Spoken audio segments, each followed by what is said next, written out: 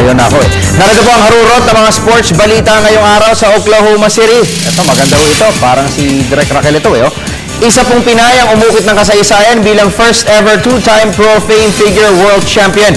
Siya po'y walang iba kundi si Luz McClinton, pure-blooded Pinay na napangasawa po ng isang Amerikano.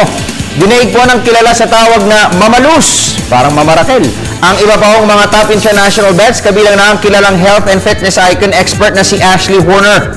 Ang titulo po ay ikalawa para kay McClinton na nag-reign na rin sa torneo noong taong 2010. Isa po ang Pangulong Benigno Simeon Aquino III sa mga unang pinasalamatan at pinagkalooban ng parangal ni McClinton sa kanyang speech matapos ang kampyonato. Ang tubong Cebu na si McClinton ay nakatakda pong magbalik sa bansa sa Martes, tapos ay kagyat na lilipad sa Berlin, Germany para muling makipagpagandahan ng katawan. Kokak. Sa football, halos dumoble po ang kumpiyansa ng Philippine Ascals football team linggo bago po magsimula ang prestiyosong AFF Suzuki Cup. Ito'y dahil na rin po sa ilang serye ng mabibigat na friendly matches na pinagdaanan ng Philippine 11. Gayon na rin sa kanilang ginawang pagdomina sa nakalipas na 4-Nation Face Cup. Ang karagdagan detalye sa report na ito ni Miss Cristabel De Leon. Ano yung totoo, gusto ko lang talaga balikan yung Suzuki. Ito na talaga yung last. After nito, retire na talaga ako by January sa national team. Para bigyan naman daan yung mga bata. Ito ang simpleng nasambit ni Philippine Ascals veteran forward Ian Araneta kaugnay ng kanilang magiging kampanya sa AFF Suzuki Cup sa Thailand sa Nobyembre 24. Sa edad na 30, nagpahiwating si Araneta na last hurrah na niya ang paglalaro sa bansa, pero tiniyak niya na ibubuhos niya ang lahat sa kanyang farewell tournament na Suzuki Cup. Kasabay nito, kitang-kita naman ang kahandaan ng Philippine 11 sa kanilang pinakahuling public appearance sa Libis, Quezon City.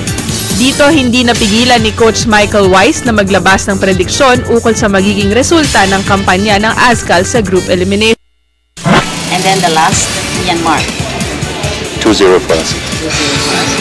Samantala, tila tumutugon naman sa hamon ng Ascals management ang magkapatid na Phil at James Young husband. Ayon sa dalawang sikat na Phil English booters, puspusan ng kanilang partisipasyon sa lahat ng mga training programs at exercises ng koponan upang patunayan na talagang todo ang commitment nila sa national cause. We've always wanted to play for the Philippine national team, and it's representing our mother's homeland, but it's also representing this kind, warm-hearted people who are so fantastic. And the best way for me to perform my best is to make sure that my fitness level is the highest it can be. So I've been doing some extra work, and right now I feel very good. Unang makakabangga ng Pilipinas sa Group A play ang host Thailand bago nila makatapat ang Vietnam at Myanmar. Kasama ang suporta ng bawat Pilipino sa Philippine Ascals, batid ng bawat player at coach ang magandang adhikain sa pag-uwi ng AFF Suzuki Cup. Para sa PTV Sports, Cristabel De Leon, Telebisyon ng Bayan. Salamat sa iyo, Tabeli. Pa tayo sa professional basketball. Barangay Ginebra San Miguel nagrehistro ng ikalawang back-to-back victory sa elimination phase ng PBA Philippine Cup. Sa pangunguna ni reigning league MVP Mark Caguiwa na kumamada ng 22 points at 11 rebounds, naungusan ng Ginebra ang two-time defending champion Tonkin Textropan Texters 104-101 kagabi. Si Caguiwa po'y inagapayan ni veteran point guard L.A. Tenorio na nag-ambag ng 21 points para sa Kings, habang si Randy Del De Ocampo naman ang namuno sa opensa ng Dexter sa kanyang 20 markers. Naging maigting po muna ang palitan ng basket ng dalawang team sa first half bago nagawang umalagwa ng 11 puntos ng Ginebra sa third period. Dahil sa panalo, umakit na po ang Ginebra sa solo 6 spots sa standing sa kanilang record na 4 wins at 5 losses, habang lumasap naman ang Tonkin Tex ng ikalawang kabiguan sa loob ng 9 na laro. Samantala sa unang bakbakan, dinumina naman po ng Meralco Bolts ang Petron Blaze Boosters 95-81.